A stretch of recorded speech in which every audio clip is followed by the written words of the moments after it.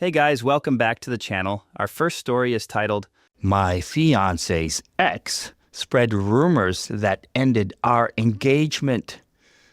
I thought that our time engaged would be smooth sailing. It was a time of celebration after all, and saying that I was looking forward to the marriage was an understatement. Mark and I had been together for 3 amazing years, and our engagement was supposed to be the start of our happily ever after. But his ex-girlfriend, Vanessa, had other plans, and her vindictive lies nearly destroyed everything we'd built together. Mark and I met through mutual friends at a housewarming party. He was charming, funny, and impossibly handsome. I was smitten from the first conversation. We started dating soon after, and things moved quickly. Within 6 months, we were practically living together. By our 1-year anniversary, we were talking about marriage. Mark had been honest from the beginning about his past relationship with Vanessa. They dated for 2 years in college, but broke up when she cheated on him with his roommate. It was messy and painful, but Mark assured me it was ancient history. Vanessa had moved across the country after graduation, and they hadn't spoken in years. So, when Mark proposed on our 3rd anniversary, I said yes without hesitation. We were blissfully happy and excited to start planning our future together. That's when Vanessa suddenly reappeared and turned our lives upside down. It started innocently enough. Vanessa moved back to town for a new job and reached out to Mark on social media. He mentioned it to me casually one evening. "Hey, you'll never guess who messaged me today," he said as we were making dinner. "Vanessa. She's back in town and wanted to grab coffee to catch up." I tried to keep my tone light. "Oh, really? What did you say?" Mark shrugged. "I told her congratulations on the new job, but that I didn't think getting together was a good idea. We haven't talked in years, and I'm happily engaged now." I relaxed, grateful that Mark had shut it down immediately. "I'm glad you told her that. I trust you completely, but I can't say I'd be thrilled about you meeting up with an ex." He kissed my cheek. "You have nothing to worry about. Vanessa is ancient history." I thought that was the end of it, but a few days later, Mark came home from work looking troubled. "What's wrong?" I asked. He sighed heavily. "Vanessa showed up at my office today. She was upset I wouldn't meet with her and wanted to talk in person." My stomach clenched. "What did she say?" "She was crying, saying she made a huge mistake letting me go and that she's still in love with me. I told her I'm happy and engaged and asked her not to contact me again." I tried to stay calm. "Do you think she'll listen?" Mark ran a hand through his hair. "I hope so. I made it very clear that I'm not interested. Hopefully she'll get the message and move on." But Vanessa wasn't giving up that easily. Over the next few weeks, she escalated her attempts to get Mark's attention. She sent flowers to his office. She, quote, accidentally, unquote, ran into him at his favorite coffee shop. She even showed up at our apartment one night, drunk and crying. Each time, Mark rebuffed her and reaffirmed his commitment to me and our relationship. I appreciated his honesty and how he was handling the situation, but I'd be lying if I said it wasn't taking a toll. The constant intrusions from Vanessa were stressful, and I started to feel paranoid and insecure. Things came to a head at a mutual friend's birthday party. Vanessa somehow got invited even though she barely knew the host. Or maybe she hadn't been invited at all and had simply showed up as an obvious show of defiance. Who knew when it came to her? As soon as she arrived, though, she made a beeline for Mark. I watched from across the room as she threw her arms around him, pressing her body close. Mark immediately pushed her away, but the damage was done. People were staring and whispering. I marched over, ready to confront her. "What the hell do you think you're doing?" I demanded. Vanessa gave me a saccharine smile. "Oh, calm down. I was just saying hi to an old friend. No need to be so jealous and possessive." "Friend? You've been stalking and harassing him for weeks." I was shaking with anger. Stay away from my fiancé. She laughed. Your fiancé? Oh, honey. Mark and I have a long history. You're just a rebound he settled for because he couldn't have me. Before I could respond, Mark stepped between us. That's enough, Vanessa. You need to leave now. He put his arm around me and led me away as our host escorted Vanessa out. The rest of the party was awkward and tense. I could feel everyone's eyes on us, could hear the hushed conversations. My cheeks burned with humiliation. On the cab ride home, I finally broke down. I can't take this anymore, Mark. She's not going to stop and it's ruining everything. He held me close. I'm so sorry you're going through this. I'll talk to HR about getting a restraining order on Monday. We'll make this stop, I promise. I wanted to believe him, but a seed of doubt had been planted.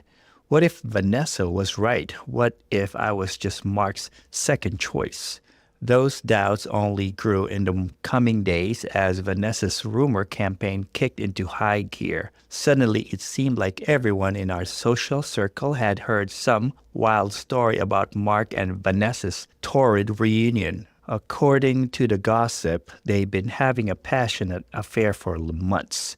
Vanessa claimed she and Mark had rekindled their romance the moment she moved back to town. She said he was planning to leave me for her, that our engagement was a sham. There were salacious details about secret rendezvous and declarations of undying love. Vanessa even claimed she was pregnant with Mark's baby. It was all lies, of course, but the story spread like wildfire and people ate it up. I tried to ignore it at first. I knew the truth and I trusted Mark. But it was harder and harder to brush off as the rumors got more outlandish. Friends started asking me pointed questions, giving me pitying looks. Even my own family seemed skeptical when I insisted it was all made up. Are you sure, sweetie? My mom asked gently. I know you love Mark, but men can do foolish things sometimes. Maybe you should postpone the wedding until you're certain. I was indignant. Mom, how can you even say that? Mark would never cheat on me. Vanessa is just a psycho ex spreading lies. But deep down, the tiniest shred of doubt nagged at me. Mark had been working late a lot recently. He seemed distracted and distant at times. Was it just stress from the Vanessa situation, or was there some truth to the rumors? I hated myself for even considering it, but the seeds of mistrust had been planted and were starting to take root. Things came to a head at our engagement party. We considered canceling in light of all the drama, but decided to go ahead. We didn't want to let Vanessa's lies control our lives.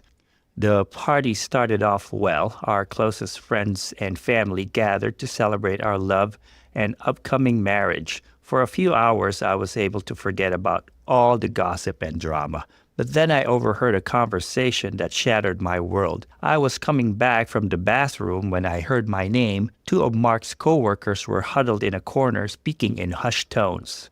I can't believe Mark is going through with this engagement, one of them said. Everyone knows he's still sleeping with Vanessa.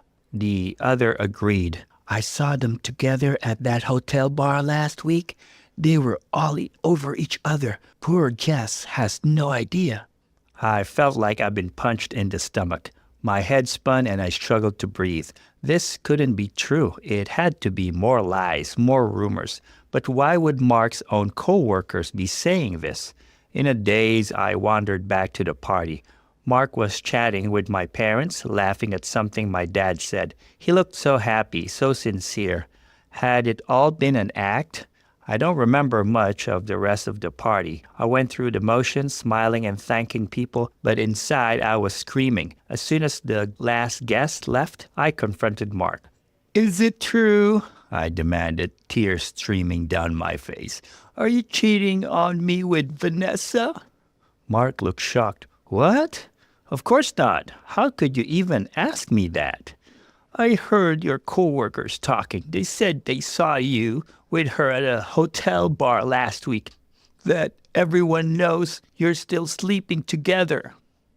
He shook his head vehemently. "Jess, that's insane. I haven't seen Vanessa since that party where she showed up uninvited. You know that. Whatever my coworkers think they saw, they're mistaken." I wanted to believe him, but weeks of rumors and insinuations had taken their toll. "How do I know you're telling the truth? So many people are saying the same things. Why would they all be lying?" Mark took my hands. "Because Vanessa is manipulative and vindictive. She's spreading these rumors to break us up. Please, you have to trust me. I love you. I would never cheat on you." We talked for hours that night. Mark swore up and down that he'd been faithful, that Vanessa was making everything up. He offered to take a lie detector test, to let me go through his phone and email. He seemed so sincere, so devastated that I would doubt him. But the damage had been done. That seed of doubt had grown into a forest of mistrust and suspicion. Even if the rumors weren't true, they'd exposed the cracks in our foundation. I realized I didn't fully trust Mark, and without trust, we had nothing. Trust itself was what marriage depended on, and ours was crumbling away. With a heavy heart, I took off my engagement ring and handed it back to him. "I'm sorry," I said through my tears. "I want to believe you, but I don't know what's true anymore. I need some time and space to figure things out." Mark was stunned. "Jess, please don't do this. We can work through this together. Don't let Vanessa win." But my mind was made up. The next day, I packed a bag and went to stay with my sister. I told our families and friends that the wedding was postponed indefinitely. The following weeks were some of the hardest of my life. I cycled through grief, anger, doubt, and regret. Some days I was certain I'd make a horrible mistake and wanted to beg Mark to take me back. Other days I was convinced he'd been lying all along and I'd had a lucky escape.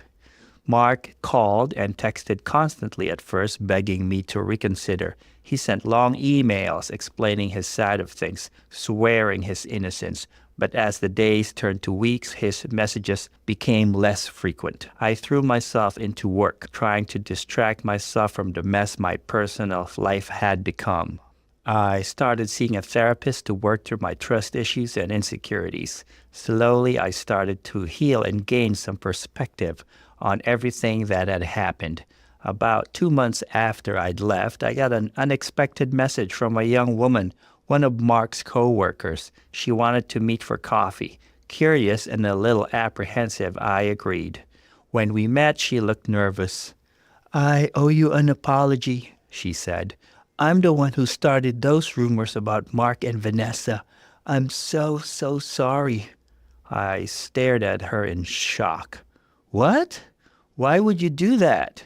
Her eyes filled with tears. "Vanessa approached me a few weeks after she moved back. She said she and Mark were secretly back together, but he was afraid to break things off with you. She asked me to help spread the word so you'd break up with him first." My mind was reeling. "But why would you believe her? Why would you agree to that?" "I had a crush on Mark for years," she admitted. "Vanessa promised that once you were out of the picture, she'd help set me up with him. I know it was stupid and cruel. I'm so ashamed." I sat in stunned silence as she continued her confession.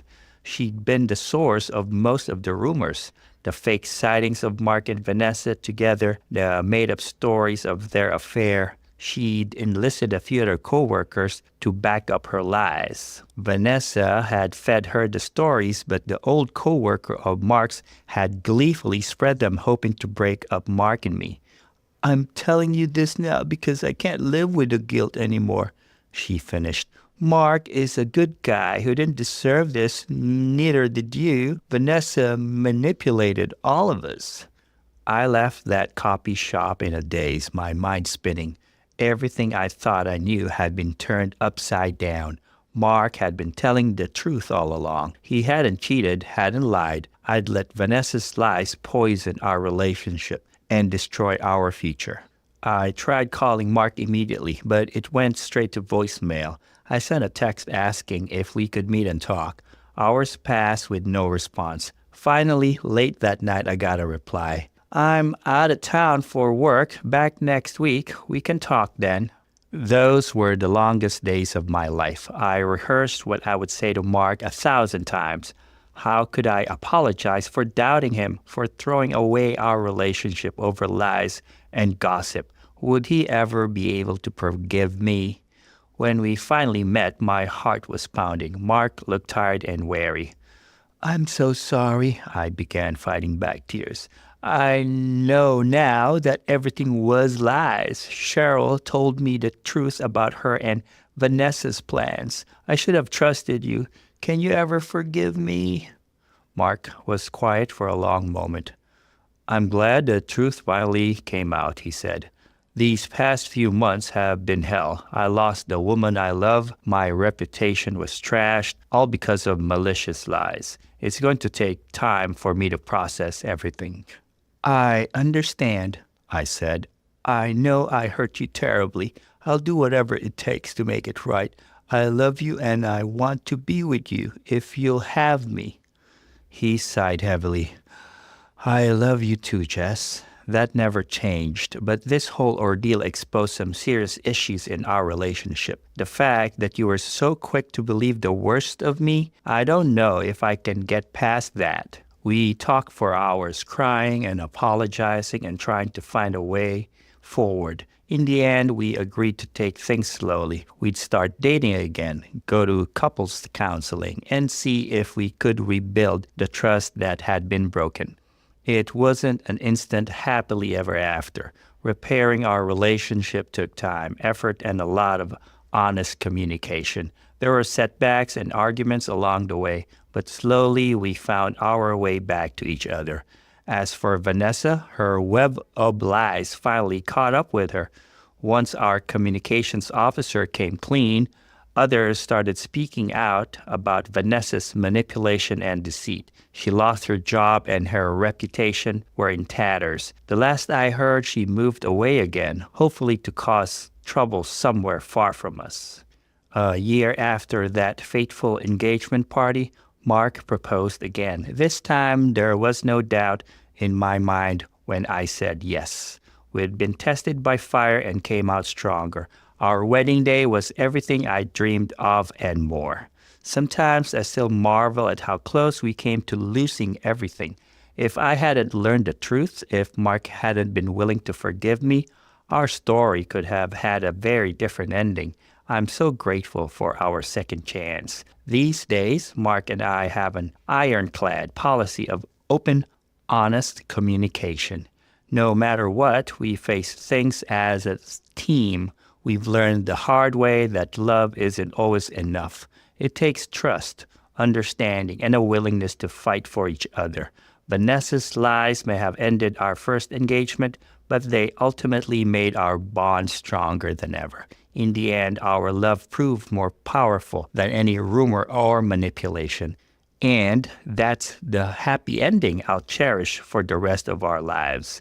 Speaking of Vanessa, though, I'll wish her the best I can. I don't know what drove her to such lengths to poison Mark and my reputation to the ground, but hopefully she'll get the help she so obviously needs after this. Otherwise, though, I'll simply keep looking at the future for my own marriage. Mark is everything I have and could want in a man, and after going through such rough patches together, I can confidently say that we're ready to move forward and into the next step of the journey. No matter what Vanessa tried to pull, we are thriving. We are here. Here are my thoughts about this story. Let's talk about Vanessa for a sec. This chick is like a next-level psycho ex, straight out of some twisted Lifetime movie. I mean, who in their right mind goes to such lengths to sabotage someone's relationship? Moving back to town, showing up at the office, crashing parties. It's like she's got a PhD in crazy ex-girlfriend studies or something. But here's the thing that really got me, how quickly everything snowballed. It started with a harmless message, and before you know it, we're knee-deep in a full-blown rumor apocalypse. It's scary how easily lies can spread and how much damage they can do. I found myself getting frustrated with Jess for believing the rumors, but then I had to step back and think, would I have done any better in her shoes when everyone around you is saying the same thing? It's got to be tough to stick to your guns. The engagement party scene, oof, that hit me right in the feels. Imagine thinking you're celebrating your love and future and then bam! You overhear something that shatters your whole world. I could practically feel Jess's heart dropping into her stomach. It's like one of those nightmares where everything's going great and then suddenly you're naked in front of your entire school. Now, let's talk about Mark for a hot minute. This dude deserves a medal or something. He stood by Jess through all the crazy, kept his cool when Vanessa was pulling her stunts, and even after Jess broke off the engagement, he was still trying to make things right. That's some real ride or die stuff right there. But you know what? I get why he was hesitant to jump right back in when Jess learned the truth. Trust is like a Ming vase. Once it's broken, you can glue it back together, but those cracks are always gonna be there. The twist with a coworker with a crush on Mark? Didn't see that coming. I was sitting here thinking Vanessa was working alone, and then boom! We find out she had a whole accomplice. It's like some weird, messed up version of Mean Girls, but for adults. And her reason for going along with it? Girl, I hate to break it to you, but that is not how you get the guy. That's how you end up in a Lifetime movie yourself, and not as the hero. What really stuck with me, though, was how Jess and Mark managed to work through all this mess. It would have been so easy for them to just call it quits, write it off as too much drama, but they put in the work, you know? Couples counseling, taking it slow, rebuilding that trust, that's the real deal right there. It's like they say, pressure makes diamonds, and these two came out sparkling. And can we appreciate the karma that Vanessa got served? Lost her job, reputation in shambles, had to move away. It's like the universe was like, nah, sis, we don't play that game here. I'm not usually one for schadenfreude, but in this case, beautiful. At the end of the day, this story's got me thinking about trust and communication in relationships. It's so easy to let outside noise get in your head, to let doubts creep in. But man, if you've got someone worth fighting for, you gotta put in that work. Talk it out, be honest, face things together. And now, guys, we will move on to the second story of the video. Please like the video if you have enjoyed it so far. The story starts like this. My husband's colleagues' lies got him fired and ruined our finances. My husband Hugo's colleague Joel set out to ruin him. What started as petty office politics spiraled into false accusations, a wrongful termination, and financial devastation that nearly broke our family. This is the story of how we weathered that storm and fought to reclaim our lives. Hugo and I met in college and got married soon after graduation. He landed a great job as a software engineer at a growing tech company, while I worked as an elementary school teacher. We were your typical young couple, buying our first home, talking about starting a family someday. Life was good and we felt like we were on the right track. Hugo loved his job and threw himself into his work. He'd often come home excited about new projects or challenges he was tackling. The company had a startup-like culture that encouraged innovation and healthy competition among the engineers. Hugo thrived in that environment and quickly became one of the top performers on his team. That's when Joel entered the picture. He was a new hire, brought on to beef up Hugo's team as they took on more ambitious projects. From day one, there was tension between them. Joel was arrogant and rubbed a lot of people the wrong way. He seemed threatened by Hugo's expertise and standing within the company. That guy is going to be trouble, Hugo said after Joel's first week. He's already trying to take credit for other people's work and throws everyone under the bus when things go wrong. I encouraged Hugo to give Joel a chance to settle in, but my husband's instincts proved right.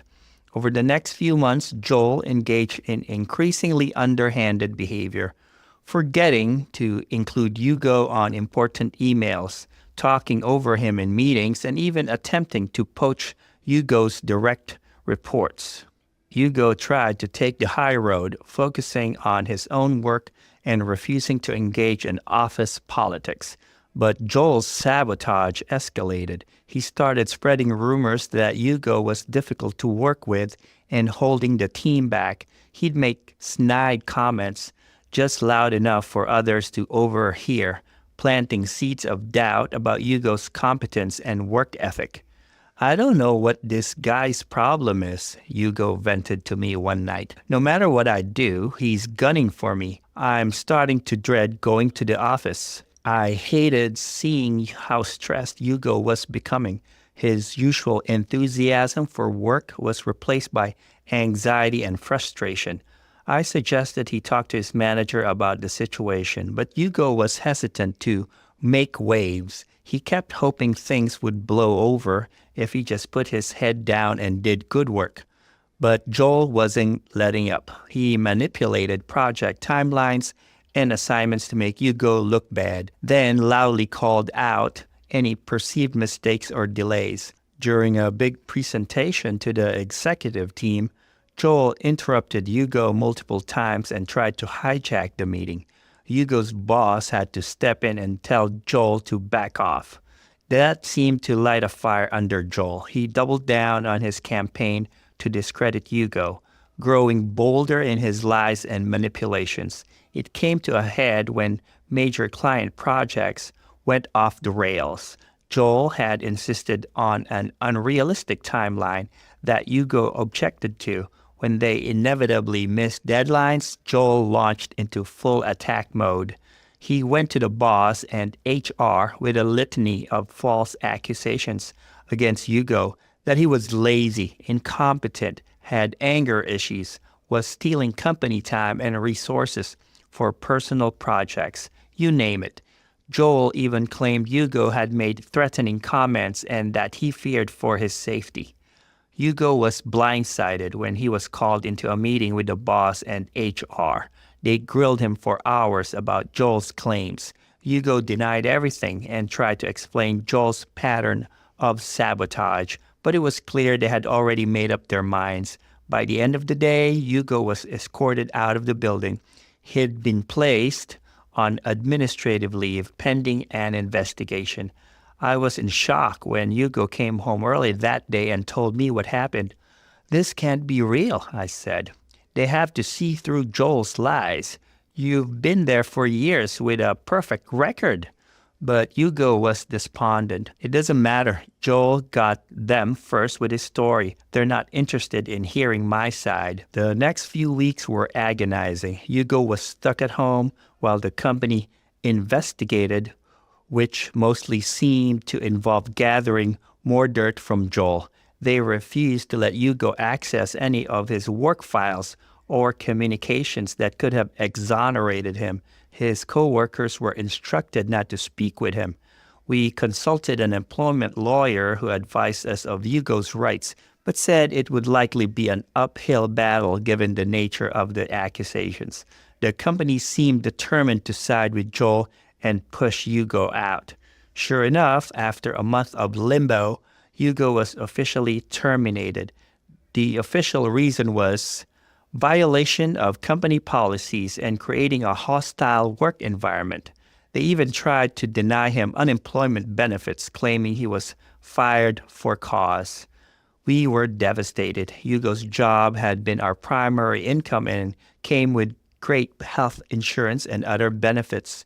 Now it was all gone, along with his professional reputation. The stress and sense of betrayal took a huge toll on Hugo. He fell into a deep depression, barely leaving the house for weeks. I did my best to stay positive and keep us afloat. I picked up extra tutoring work after school and on weekends. We immediately cut all non-essential spending and dipped into our meager savings, but it wasn't nearly enough to cover our mortgage and bills. The reality of our new financial situation hit us hard. We had always lived comfortably, not extravagantly, but now every penny had to be scrutinized. We sat down and made a list of all our expenses, looking for anything we could cut or reduce. Cable TV was the first to go. We canceled our subscription and relied on a basic internet package for entertainment. Netflix and other streaming services were luxuries we couldn't afford anymore. We started visiting the library regularly for free books and movies instead. Our gym memberships were next on the chopping block. It was tough to give up, especially for Hugo, who used exercise as a stress reliever. We found free workout videos online and started jogging in the neighborhood park. Eating out, even casually, became a thing of the past. I threw myself into meal planning and budget cooking. We bought in bulk, used coupons religiously, and learned to stretch ingredients like never before. Rice and beans became staples. I started baking our own bread to save money. Date nights turned into home-cooked dinners by candlelight. We scrutinized our utility bills, becoming obsessive about turning off lights and unplugging appliances. I started hanging laundry to dry instead of using the dryer. We adjusted the thermostat, wearing extra layers in winter and using fans in summer to reduce heating and cooling costs. Transportation was another big expense we tackled. We sold our newer car, keeping only the older paid-off vehicle. I started carpooling to work with a colleague, and we both became experts at combining errands to minimize driving. Personal care was another area where we found savings. Haircuts became a home activity. I learned to trim Hugo's hair, and he helped me with mine. We gave up professional manicures and other salon services. Name-brand toiletries were replaced with generic alternatives. Even our pets felt the budget crunch. We switched to a cheaper brand of dog food and learned to groom our dog ourselves instead of taking him to the groomer. Every purchase, no matter how small, was carefully considered. Did we really need it? Could we find it cheaper somewhere else? Could we make do without it? It was exhausting always having to think this way, but necessary for our survival. Despite our best efforts, it still wasn't enough. We had to make some really tough decisions. We stopped contributing to our retirement accounts and even considered cashing them out, though our financial advisor strongly cautioned against it, except as an absolute last resort. We also had to have some difficult conversations with family and friends. We couldn't afford to travel for the holidays or attend destination weddings.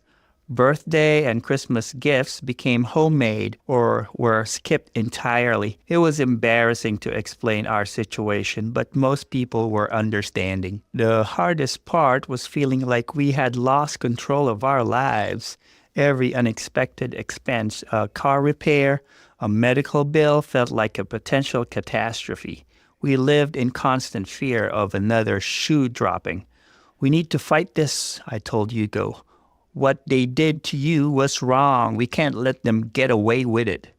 Hugo was reluctant at first, beaten down by the whole experience. But as the weeks dragged on with no job prospects, he started to get angry. "You're right," he finally said. "Joel and the company need to be held accountable. This isn't just about me. Who knows how many other people he'll hurt if no one stands up to him."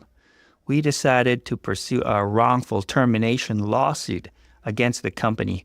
Our lawyer warned us it would be a difficult case, but felt we had enough evidence of Joel's pattern of behavior to at least get them to settle. We took out a second mortgage on our house to cover the legal fees, a decision that filled us with anxiety but felt necessary. The lawsuit dragged on for months. The company's lawyers tried every delay tactic in the book. They made ridiculous demands for documentation and tried to paint Hugo as unstable and vindictive. Joel gave a deposition full of even more egregious lies about Hugo.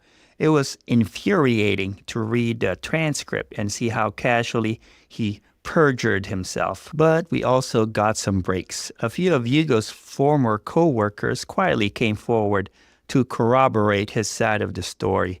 They provided evidence of Joel's manipulations and described the toxic environment he had created. An IT admin leaked emails showing Joel had deliberately excluded Hugo from key discussions and altered project timelines. Still, the legal battle was grueling. Every small victory was met with new roadblocks and delays from the company. Our savings were completely depleted. We had to borrow money from family just to keep up with the mortgage payments. The stress started to affect our marriage. We were snapping at each other over little things, exhausted and scared about the future. As the case dragged on, our financial situation became even more dire. We had to get creative with our cost-cutting measures. I started a small vegetable garden in our backyard, hoping to save money on produce. We learned to make our own cleaning supplies using vinegar and baking soda.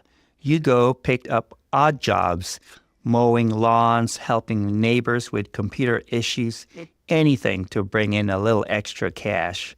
We even considered more drastic measures. We looked into renting out our spare bedroom on Airbnb, but worried about the safety implications. We debated selling our house and moving to a cheaper area, but the real estate market was down and we would have lost money on the sale. The stress was taking a toll on our health, but we couldn't afford regular checkups or preventive care. We relied on home remedies and over-the-counter medicines, praying we wouldn't face any serious illnesses or injuries. I'll never forget the night Hugo broke down sobbing in my arms. "I'm so sorry," he cried. "This is all my fault. I should have seen through Joel's game earlier, should have protected us better. You deserve so much more than this." I held him tight and assured him he had nothing to apologize for. "We're in this together," I said. "Joel and the company did this to us, but we're going to get through it and come out stronger." That moment was a turning point. We recommitted ourselves to the fight and to each other. Hugo threw himself into job hunting with renewed determination. I started looking for a higher paying position that could better support us. We found little ways to stay positive. Game nights with friends, long walks together, volunteering at a local shelter. Finally, after almost a year of legal wrangling, we got the break we desperately needed. One of Joel's other targets at the company came forward with damning evidence. She had been Joel's assistant and had documented his abusive behavior and lies for months. She had been too scared to speak up before, but seeing our case in the news gave her the courage to come forward. Her testimony was the smoking gun we needed. Emails, recorded conversations, and detailed notes laid bare Joel's calculated efforts to sabotage Hugo and others. There was even evidence that Joel had embezzled company funds and falsified reports to cover his tracks. The company's lawyers immediately switched to damage control mode. They offered a settlement that would have covered our legal fees and provided a modest payout, but we decided to push for more. We wanted full reinstatement for Hugo with back pay, a public apology, and assurances that Joel would be held accountable. Negotiations were tense, but the company knew they were in a bad position. They were terrified of the story going public and faced the possibility of other employees coming forward with similar claims. In the end, we got most of what we asked for. Hugo was officially reinstated with full back pay and benefits. The company issued a public apology acknowledging the wrongful termination. They also agreed to implement new policies and training to prevent similar situations in the future. As for Joel, he was fired, and the company was cooperating with a criminal investigation into his embezzlement and other fraudulent activities. Last we heard, he was facing multiple felony charges. The vindication was sweet, but it didn't instantly solve all our problems. The ordeal had taken a huge financial and emotional toll. We were deep in debt from legal fees and keeping ourselves afloat during Hugo's unemployment. Our credit was shot and we were months behind on the mortgage. Hugo was glad to have his job back, but returning to the office was awkward and stressful. Many of his co-workers had believed Joel's lies, and it took time to rebuild those relationships. There was a lot of tension and discomfort in those first few weeks. I was dealing with my own career upheaval. I had taken a new job at a private school that paid better, but the hours were longer and more demanding. We were both working overtime, trying to dig ourselves out of the financial hole. Maybe we should just declare bankruptcy and start over, Hugo suggested one night as we pored over bills. I don't know how we're ever going to catch up. I understood the temptation, but I wasn't ready to give up. We've come too far to quit now, I said. We can beat Joel and the company against all odds. We can beat this too. So we hunkered down and got serious about our finances. We worked with a credit counselor to consolidate our debts and negotiate with creditors. Hugo took on consulting work on the side. I started an online tutoring business that quickly took off. We sold our second car, cut up our credit cards, and lived as frugally as possible. We continued many of the money-saving habits we've developed during our lean times, cooking at home, using the library, and finding free entertainment options became ingrained parts of our lifestyle. We started a change jar and saved every coin we could find. Hugo learned basic car maintenance to save on repair costs. I became an expert at finding and using cashback apps and rebate programs. We also found ways to increase our income. I started selling handmade crafts online. Hugo did some freelance coding work in his spare time. We even participated in paid medical studies when we could find safe ones. It was a long, difficult road. There were many moments of doubt and discouragement, but slowly, month by month, we started to see progress. Our debts shrank, our savings grew, and the constant anxiety about money began to fade. After 2 years of hard work and sacrifice, we were finally back on solid financial ground. We had paid off the second mortgage and caught up on all our bills. Our credit scores were recovering, and we were able to start planning for the future again. The whole ordeal had changed us, though. We were more cautious and less trusting, especially when it came to workplace dynamics. Hugo was much more proactive about documenting everything at work and standing up for himself. I had discovered an entrepreneurial side, which I never knew I had. Our marriage had been tested, but ultimately strengthened. We had seen each other at our lowest points and stood by each other through it all. There was a new level of appreciation and intimacy between us. I couldn't have gotten through this without you, Hugo told me on our anniversary. You never gave up on me, even when I was ready to give up on myself. I squeezed his hand and smiled. That's what partners do. We're stronger together than apart. As our lives settled into a new normal, we started to look for ways to help others who might be facing similar struggles. Hugo became a mentor to junior employees, always on the lookout for signs of bullying or manipulation. I volunteered with a financial literacy program teaching the basics of budgeting and credit management.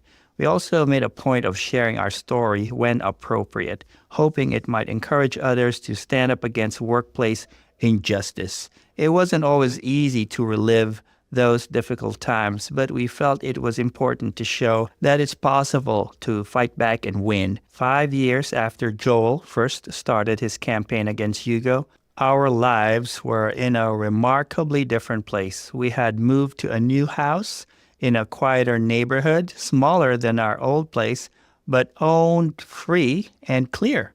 We had a healthy savings account and were even starting to invest for retirement again.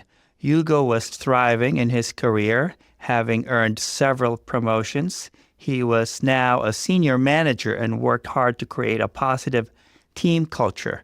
I had grown my tutoring business into a successful learning center, allowing me to quit my teaching job and be my own boss. We had also finally felt ready to start a family, welcoming our daughter Lily after years of putting those plans on hold. Becoming parents put everything into a new perspective and made us even more grateful for the life we had rebuilt. One day we ran into Joel's old assistant, the whistleblower who had helped turn our case around at a local coffee shop. She was doing well, having started her own business after leaving the company. We chatted for a while, catching up on the years since the lawsuit. The scars from that time will always be with us. There are still moments when the financial anxiety creeps back in, or when Hugo has a fleeting doubt about his abilities at work. But those moments pass quickly now. We've built a life that's more secure and fulfilling than we ever imagined during those dark days.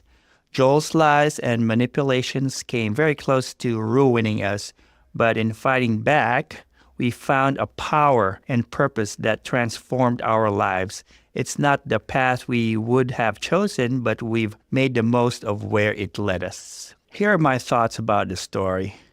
This guy, Joel, what an absolute piece of work. I think we've all seen our fair share of rude or malicious co-workers in this channel, but Joel is a special brand of psycho. The way he systematically went after Hugo, man, it made my blood boil. I found myself yelling at my screen, "Hugo, buddy, stand up for yourself." But I get it. You know, when you're in the situation, it's not always easy to see the forest for the trees. And let's be real, the company's reaction totally dropped the ball. It's like they were playing right into Joel's hands. I mean, come on. You got a long-time employee with a spotless record, and you're going to believe this newbie's wild accusations without proper investigation? That's some grade A corporate BS right there. But what really got me was how Hugo and his wife handled the fallout. Guys, the level of detail in their penny-pinching measures was both impressive and heartbreaking. Making their own bread, turning off lights like they're living in the dark ages, and Hugo mowing lawns. It reminded me of when I was a broke college student, except they were grown adults with a mortgage. That's some scary stuff. I gotta give some major props to Hugo's wife, though. She's the real MVP of this story. The way she stood by him, picked up extra work, and kept pushing forward when things looked bleakest. That's relationship goals right there. In a world where people bail at the first sign of trouble, seeing that kind of loyalty and teamwork was genuinely inspiring. Now let's talk about that legal battle. Man, oh man, what a roller coaster. I was getting stressed out just reading about it. The constant setbacks, the financial strain, the emotional toll. It was like watching a high-stakes poker game where they'd gone all in. When Joel's own old assistant came forward with the evidence, I literally fist pumped. It was like that moment in a courtroom drama where the surprise witness shows up and drops the bombshell that cracks the case wide open. But you know what really struck me about this whole saga? It's how it changed them. It wasn't just about getting Hugo's job back or exposing Joel. This experience fundamentally altered who they were as people. They came out of it more resilient, more financially savvy, and with a deeper appreciation for each other. It's like they went through this crucible and came out as stronger, better versions of themselves. And I love that they didn't just move on and forget about it. The fact that they're using their experience to help others, whether it's Hugo mentoring younger employees or his wife teaching financial literacy, that's how you turn a negative into a positive. They're not just survivors, they're thrivers who are paying it forward. Anyways, guys, I hope you enjoyed the video. Please like and subscribe, and I'll see you again tomorrow.